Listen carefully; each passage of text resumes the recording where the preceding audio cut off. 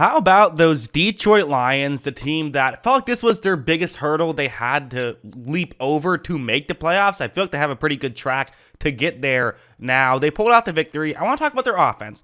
Wasn't a perfect day for the offense, but going up against tough competition. So there was some good, there was some bad. Let's talk about it all. Starting off with kind of both. So this is a 4th down and goal right here. And what I love about Dan Campbell is his decisions to go for it here. Dan Campbell last year was the best at 4th down decision making. If you're a believer in analytics, he followed analytics the closest last year. This year, he's been at the top of the list again. He's someone who understands the value in playing aggressive in today's NFL. And on a 4th down and goal, this is actually a great example of why you should go for it, even in a failure. As you see, the play is going to get blown up by a good defensive play more than anything. Stops short of a 1st down, so that's not great. But what would end up happening would be that they weren't able to get any yards. The Jets weren't. They actually lost a yard. So then they had to punt out of the back of the end zone from, getting the ball, snapping the ball right at the 1 yard line. Punter rushed the punt. It was a bad punt, got returned for a touchdown, and you end up getting 7 points anyway. So again,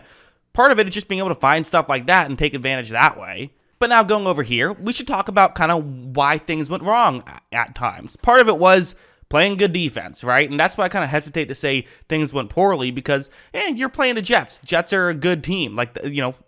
Things going poorly and still scoring 20 points is actually still pretty good, right? Because the Jets do defend very well. But what's happening here is that it's a 3rd down and 6.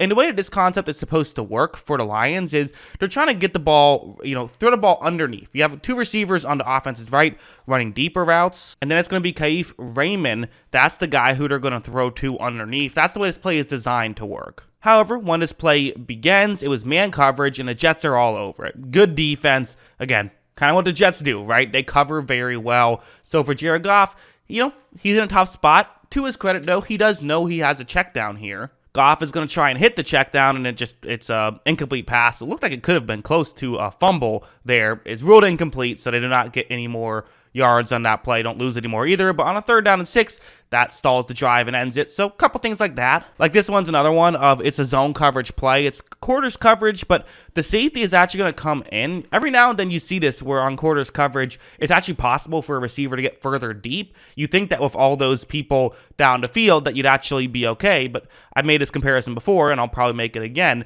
It's kind of like that old thing of, if there's a crime that happens in a crowd of people, sometimes no one calls the police because everyone assumes someone else would do it. I believe it's called the bystander effect. It's almost like that with the quarters, we'll call it the quarters coverage effect. And so when this play begins, Goff is going to look down the field. Goff is going to fire down the field. He was standing on the 50 when he fires it. And you see it's actually Jameson Williams who is wide open. Maybe wide open's too strong, but he is open down the field. This could be a 50-yard touchdown, which would be pretty exciting if every catch he has in his career is these deep touchdown passes. He is open here, and you got to give him credit. I mean, having that blazing speed, you are starting to see flashes of it. Goff's throw is a bit underthrown. Again, he threw it 50 yards. Part of it is an arm strength thing of trying to get it down there. It's not so easy. This isn't Madden. It is kind of difficult, but still, it's an example of you were just that close from really hitting on a play that could have made a big difference. So I'm not using this as a Jared Goff sucks take. No, that's not what I'm saying whatsoever. It was a bit of a tough play, but you know what? The Lions tend to make these tough plays, and if they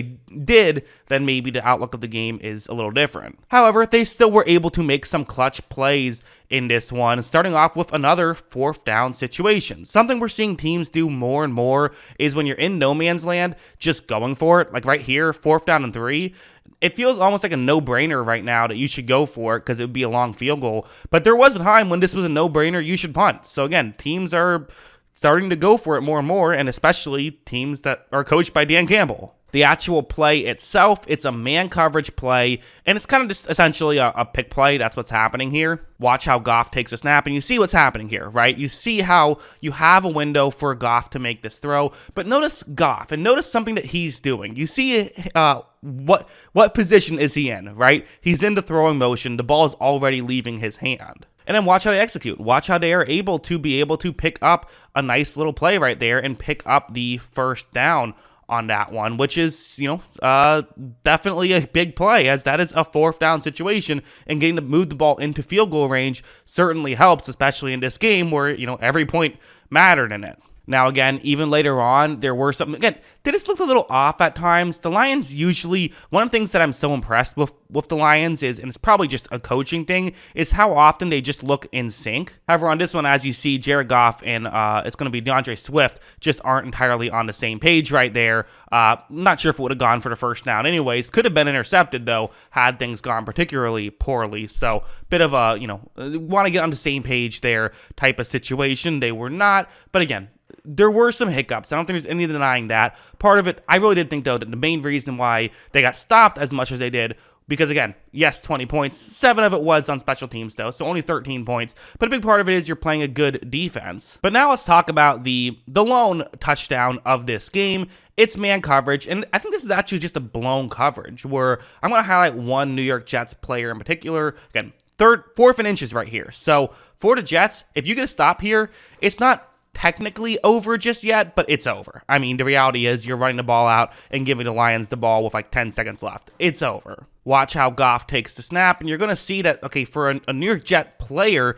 right, like I believe he was the guy who was supposed to cover, the player who I've circled in black for Detroit. That is the Detroit Lions legend, Brock Wright, of course, everyone's favorite player. A lot of Brock Wright jerseys in the crowd, I think. Don't know why I'm making jokes about poor Brock Wright. But anyways, Brock Wright, no one picks him up. Goff realizes this, which, hey, on one hand, you could say, oh, this is tough coverage. But, hey, part of why they weren't able to move the ball down the field too much early on was because coverage was good. So now when coverage is rough, hey, that's, you can't, if they get blamed for not being able to throw it on good coverage, you get credit then for being able to throw it on not so good coverage. Watch as Goff, again, hits the open guy, right? That's the goal. And I have to say, Brock Wright, going to do a great job on this play. It should go for a decent gain, but they need a touchdown. They don't just need a field goal. As you see, Wright's going to do a great job running after the catch, and he is going to eventually get into the end zone for a touchdown. That was the game winner as the Jets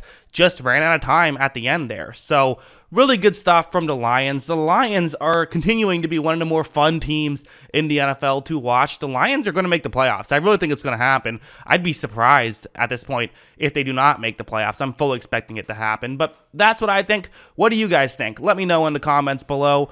Always love hearing from you. And of course, as always, thanks for watching.